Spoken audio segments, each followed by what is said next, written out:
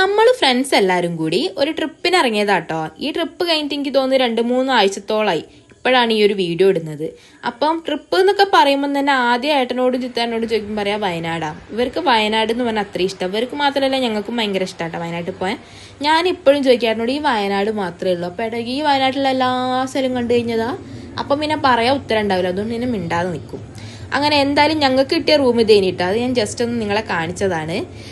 ബാത്റൂമും റൂമൊക്കെ തന്നെ ഒരു ഫാമിലിക്ക് തികച്ചു കഴിയാൻ പറ്റുന്ന ഒരു റൂമാട്ടോ. ഇതാണ് അവിടുത്തെ ഫുൾ വ്യൂ വരുന്നത്. നല്ല പച്ചപ്പേനി.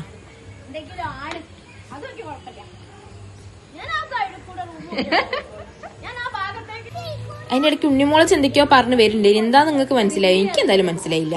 അപ്പോൾ അതാ ഞങ്ങൾ അവിടേക്കൊന്ന് ജസ്റ്റ് കറങ്ങേനി. ഈ ഒരു വീഡിയോ ഉണ്ടോ ഞാൻ എൻ്റെ മുഖം കാണിച്ചെടുത്ത് കാണിച്ച് എടുത്തത് മാത്രമേ എനിക്ക് ഓർമ്മയുള്ളൂ.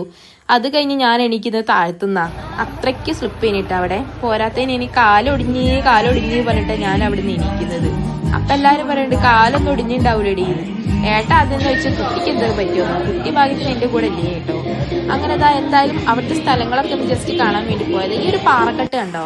ഈ പാറക്കെട്ടിൻ്റെ ഉള്ളിൽ കൂടെ ഒഴുകുന്ന വെള്ളം ഇടുക്കാത്ത തണുപ്പ്. അതിൻ്റെ കാലിടുമ്പോഴത്തേക്കും കാലൊക്കെ തരിത്തും. അതിൻ്റെ സൈഡിൽ കൂടെ ആണെങ്കിൽ അട്ട ഒഴുകുന്നുണ്ട് എന്ന് പറയാം. അത്രയ്ക്കും അട്ട കഴിഞ്ഞിട്ടാണ് ഞങ്ങൾ എത്തിപ്പെട്ട സ്ഥലം. അട്ടേനെ എടുക്കാനേ ഞങ്ങൾക്ക് സമയമുള്ളൂ.